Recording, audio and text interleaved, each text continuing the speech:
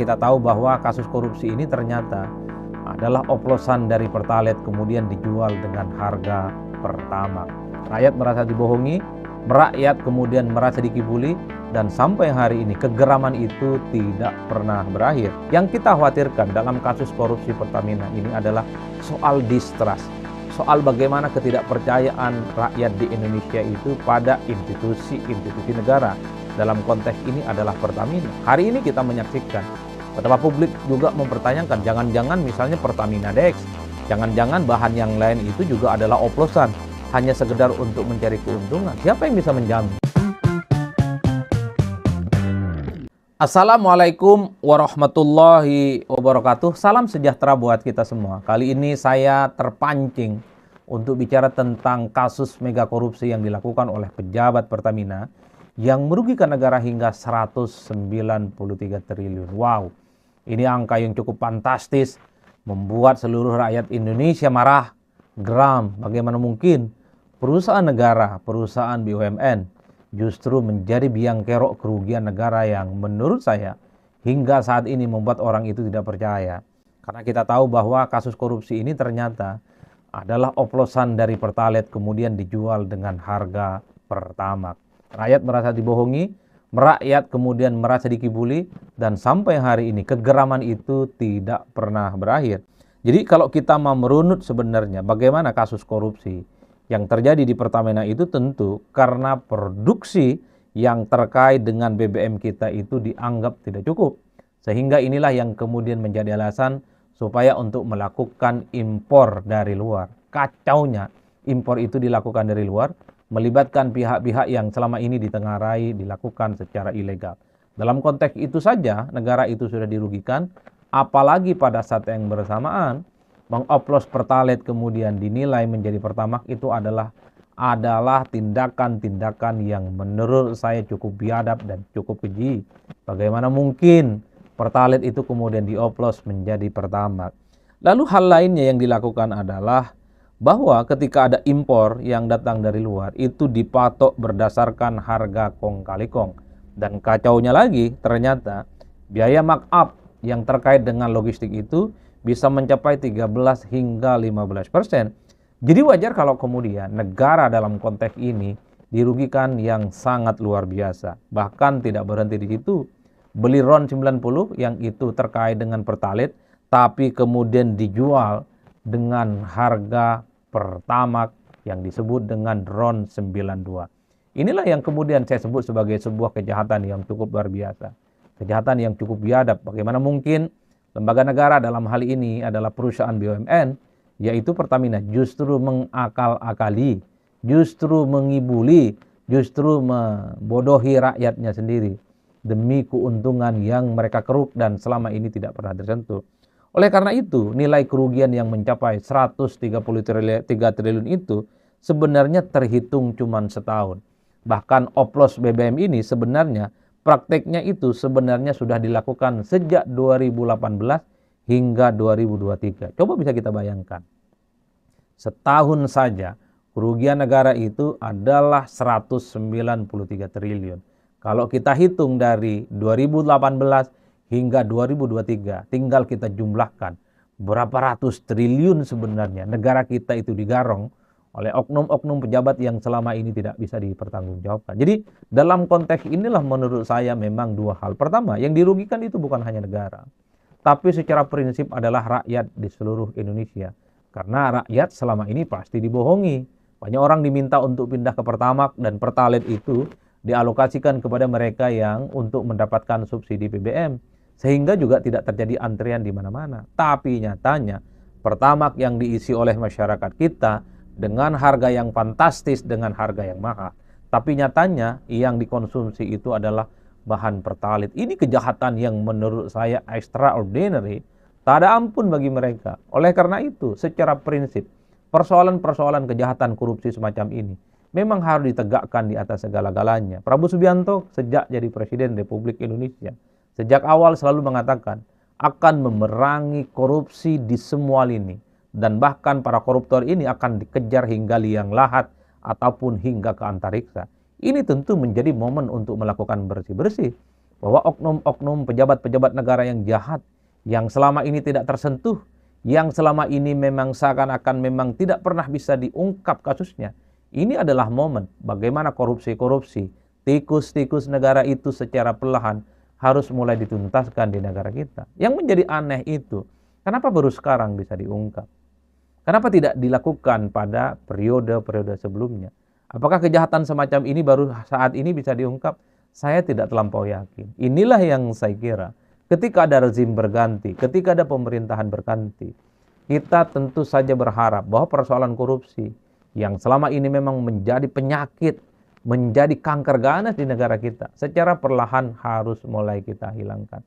Oleh karena itu, untuk di masa-masa yang akan datang, kita tentu akan mendukung bagaimana menciptakan clean and good governance. Prabowo Subianto diyakini oleh publik dengan tingkat kepuasan kinerja 80%, memasuki 100 hari kinerja, tentu harus melakukan terobosan yang kian agresif, kian membuat bagaimana persoalan korupsi itu tidak lagi terjadi di negara kita ini. Publik juga cukup yakin bahwa persoalan korupsi bukan hanya di Pertamina, tapi di sektor-sektor lain yang merugikan negara, ratusan miliar, ratusan triliun, itu harus bisa diseret dan pelakunya harus dibuat jera. Dalam konteks itulah kemudian saya selalu mengatakan, momen kasus korupsi yang terjadi di Pertamina adalah menjadi guidance sebenarnya bagaimana kasus korupsi besar di negara kita itu bisa diungkap. Bukankah begitu banyak kasus-kasus korupsi yang selama ini juga merugikan bangsa dan negara kita, yang menjadi berang seluruh rakyat Indonesia, karena rakyat Indonesia itu merasa dibodohi. Seluruh rakyat Indonesia itu merasa dikibuli. Kita itu diminta untuk hijrah dari Pertalite kepada Pertamax. Konon Pertalite itu dialokasikan untuk mereka yang sangat layak untuk mendapatkan subsidi BBM. Sementara Pertamax itu adalah mereka yang dinilai memiliki daya akses ataupun daya beli di atas rata-rata. Tapi nyatanya Pertamax itu adalah hasil oplosan dari Pertalite. Yang itu artinya apa? Bukan hanya kita yang rugi.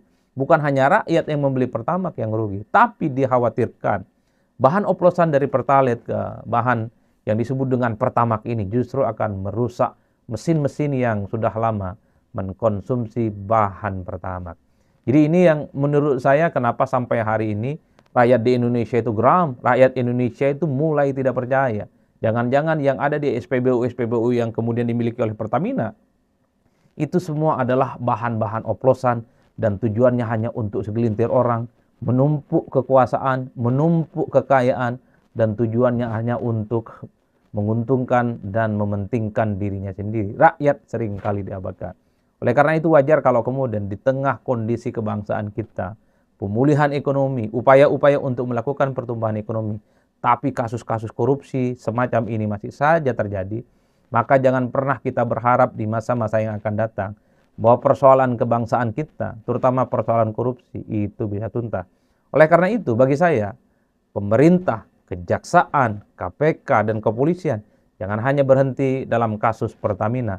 Rakyat cukup yakin bahwa sebenarnya banyak sekali kasus-kasus korupsi yang justru melibatkan oknum-oknum pejabat negara yang selama ini tidak bisa tersentuh.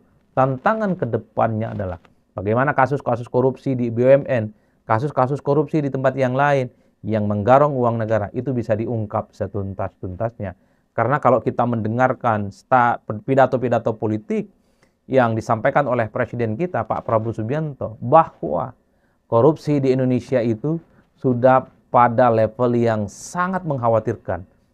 Korupsi di Indonesia itu sudah pada taraf yang sangat mengerikan.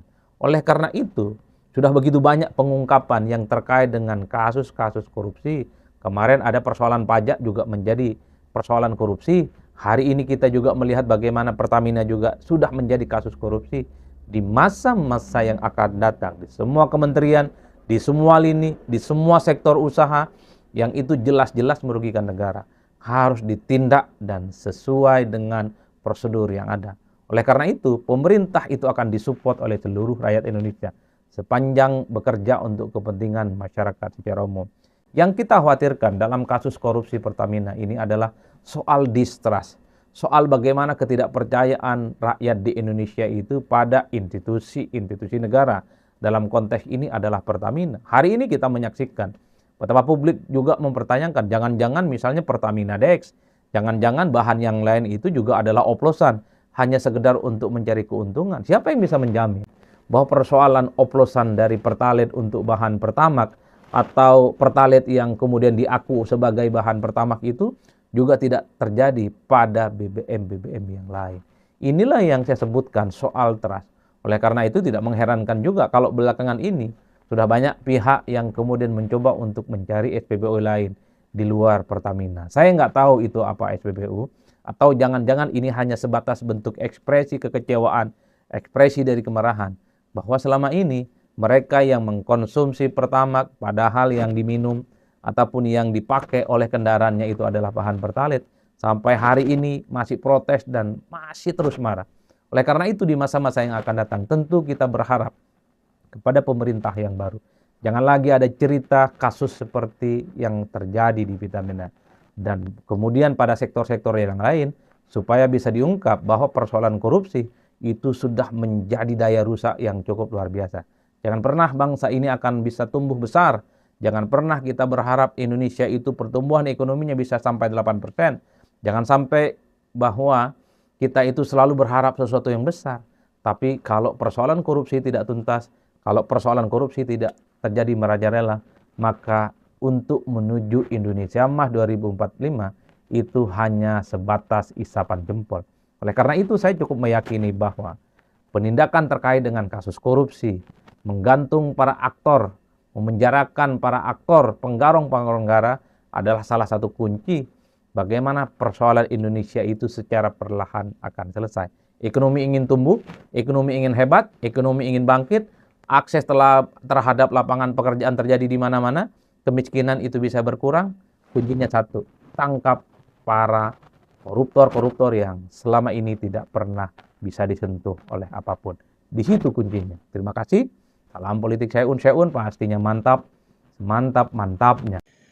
Seperti apa yang dikatakan oleh Bung Adi Priyatno, memang sangat benar bahwa Pertamina telah melakukan korupsi yang sangat fantastis, yaitu sebesar 192 triliun, di mana mereka mengoplos meskipun mereka menyangga dengan dalih menambah zat aditif agar mereka dapat menambahkan value pada produk mereka.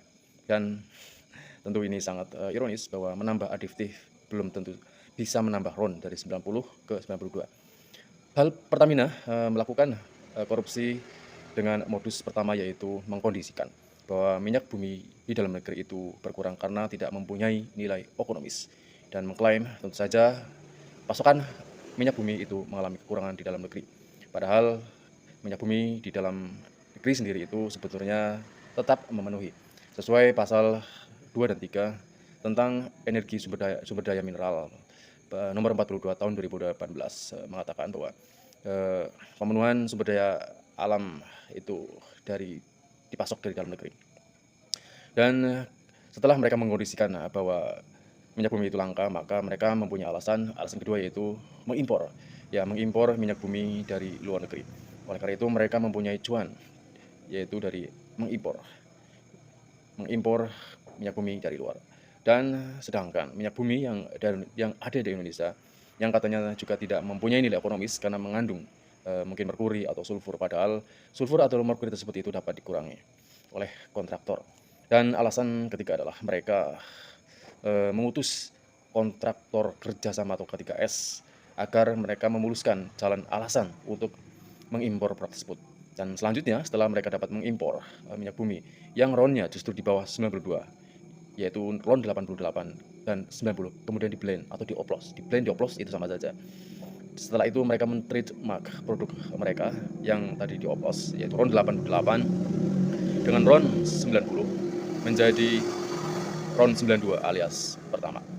Oleh karena itu pemerintah atau negara itu rugi 192 triliun.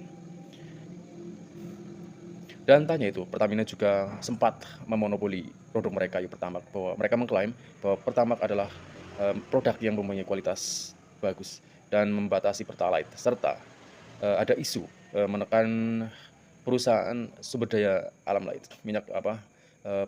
BBM lain, seperti saya tidak bisa menyebutkan, tetapi hal itu mungkin ada desas-desus yang menunjukkan seperti itu. Dan justru setelah mereka menggunakan Pertamax, justru tidak sesuai apa yang mereka bawa, kendaraan mereka bertambah tenaga atau bahkan bertambah kencang atau bahkan bertambah irit. Bahkan ada yang eee, beberapa suara di media sosial bahwa setelah menggunakan Pertamax, mobil mereka itu menjadi sangat poros. Oke, cukup sekian ya video kali ini, semoga menambah informasi. Cukup sekian, sampai jumpa di video selanjutnya. Wassalam.